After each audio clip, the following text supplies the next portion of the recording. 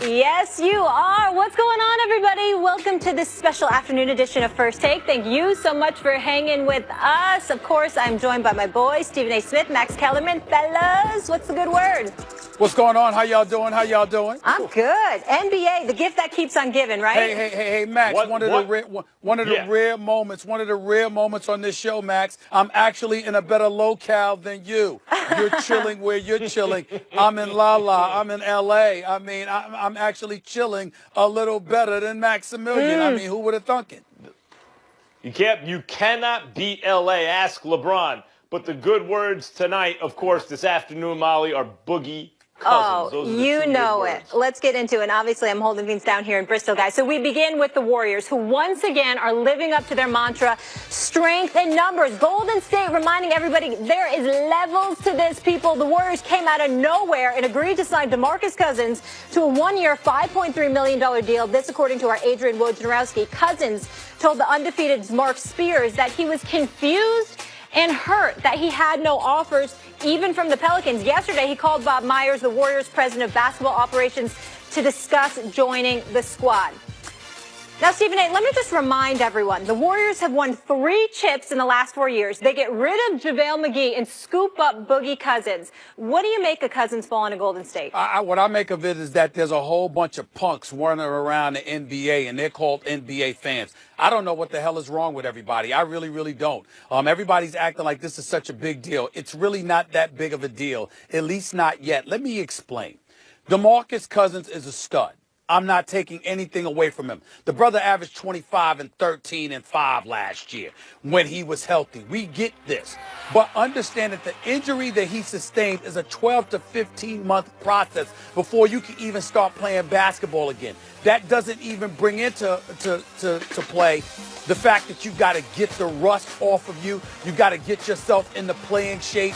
You've got to be able to do some of the things you're going to be able to do.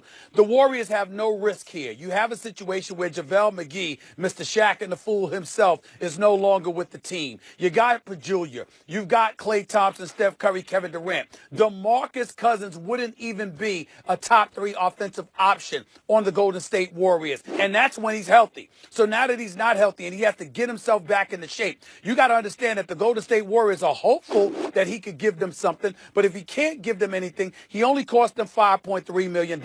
He's not going to disrupt their locker room. My sources tell me every player, along with all the coaches and ownership, were aligned on this together. They had no problem bringing him on board because of the upside. There is no downside. They're not taking any risk, but at the same time, there's limited expectations what to expect from him because of the severity of an Achilles injury. And Max Kellerman, I'll throw it to you by asking a relatively rhetorical question. How was the great Kobe Bryant after his Achilles injury? Keep in mind, we're talking about somebody about 5 inches shorter, about 70 to 80 pounds lighter. And this man had a tough time recovering from an Achilles injury. But we think that DeMarcus Cousins, why you think no one called for him? It's not because he can't play. We know he's a stud. It's because of the injury, the type of injury that he had, and because of it, people speculating that he wouldn't even be available for the entire regular season, and you'd be lucky to have him by May. So everybody running around acting like, oh, my God, they got DeMarcus Cousins from the nation's capital to my family and loved ones there, to Atlanta, Georgia, all the way out here west. Oh, my God, it's just not fair. Enes Kanter with his weak self and putting Adam Silver in a Golden State Warriors jersey as if it's his fault. It's nonsense. It's a complete overreaction. DeMarcus Cousins is a stud when healthy. He ain't healthy. That's why it doesn't really matter right now. Oh, I think it matters. Obviously, you're not getting prime DeMarcus Cousins all season. In fact, it might work out even better for the Warriors this way because Cousins won't be ready to go at earliest until most of the season is gone. Then he has the rest of the regular season to get himself into game shape. And then you have DeMarcus Cousins for the playoffs, Stephen A. Draymond Green shoots 38% from 3. You know why? Because no one's near him when he's shooting the 3 because of Steph and Klay and now KD. Boogie Cousins is a better natural shooter than Draymond Green.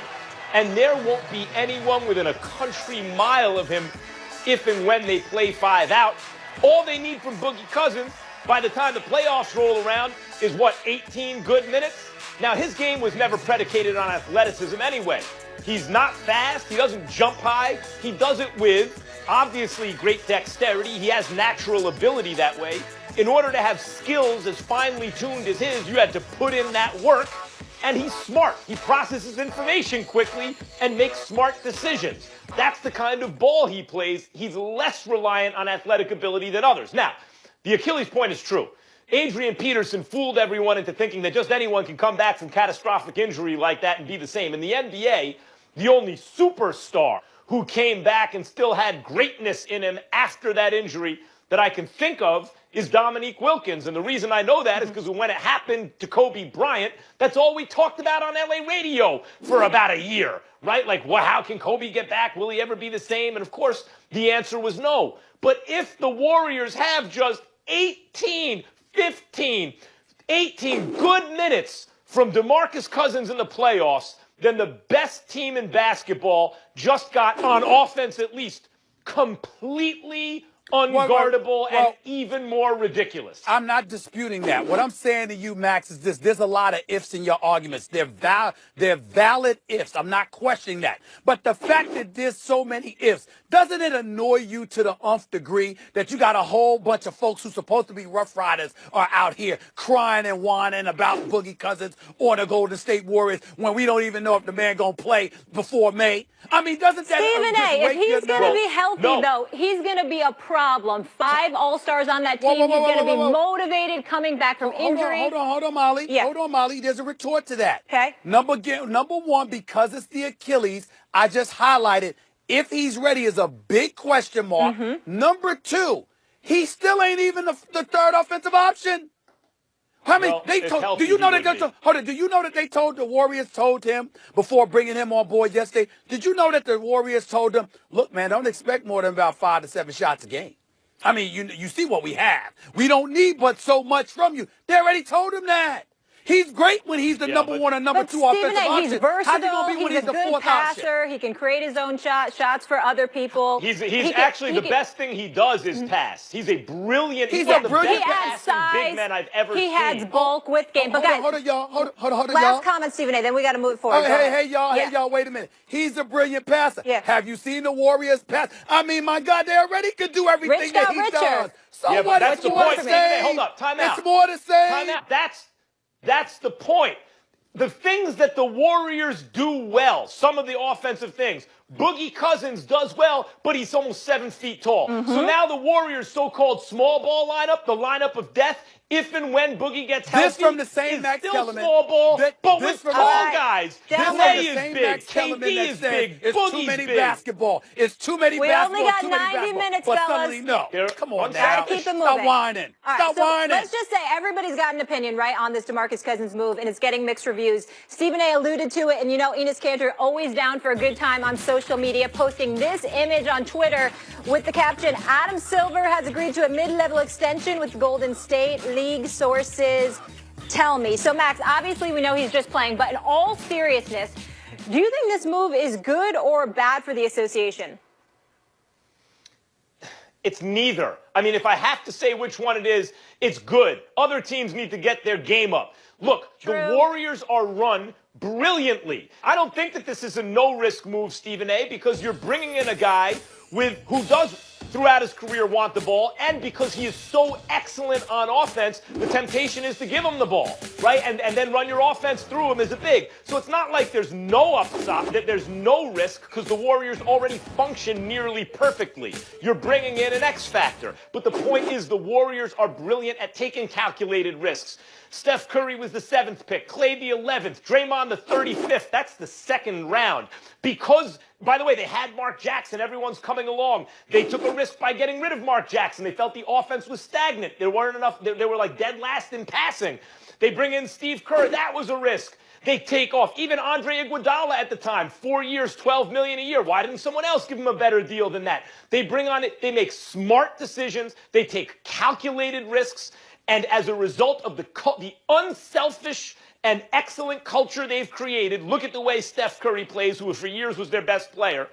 Because of that, other players want to play with them, like KD, like Boogie Cousins on a mid-level exception. It's not that the Warriors are bad for the NBA. The Warriors are a model for the NBA. And the idea that people are crying that Adam Silver, they're playing by the rules up and down, that Adam Silver should do something to break up the Warriors, who only just drafted brilliantly, signed the right players, have the right culture, coach him up the right way. The fact that and by the way, who couldn't have had Boogie Cousins? Someone offer him a deal. No one did, so the Warriors grabbed him. The crying about the Warriors is absurd. Why doesn't the rest of the league get their game up or at least emulate the Warriors?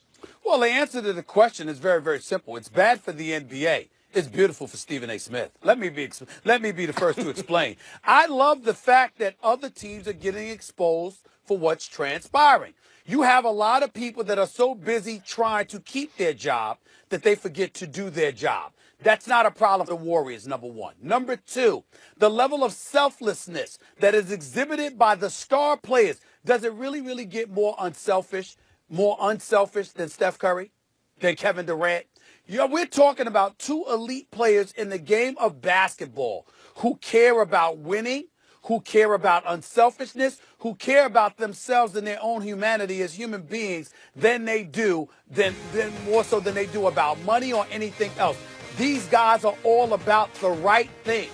And when they are your leaders, combined with a fiery guy like Draymond Green, who never hesitates to keep somebody accountable, combined with somebody like Klay Thompson, who's a third wheel and universally recognized as one of the top 5 shooters in this game and one of the greatest shooters we have ever seen. When you have that going on, everybody wants to come and play with you. It didn't escape me that a Boogie Cousins, for example, is in Golden State. It hasn't escaped me that guys seem more willing to want to play with a Kevin Durant than they might even want to play with LeBron James. We're getting into that later. That I'm paying attention to. And so when I look at the Golden State Warriors, to me what it comes down to is what Joe Lacob said in an article, I believe it was to the New York Times a few years ago. He said, "We are the gold standard now." And they have certainly proved it.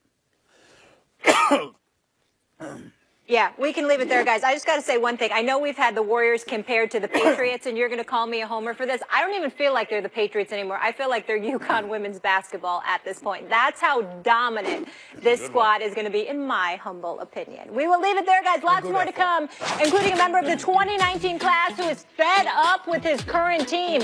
What does Boogie Cousins' Warriors deal mean for LeBron James and the new look Lake Show? The guys will debate that question coming up next. First Take, keep it locked.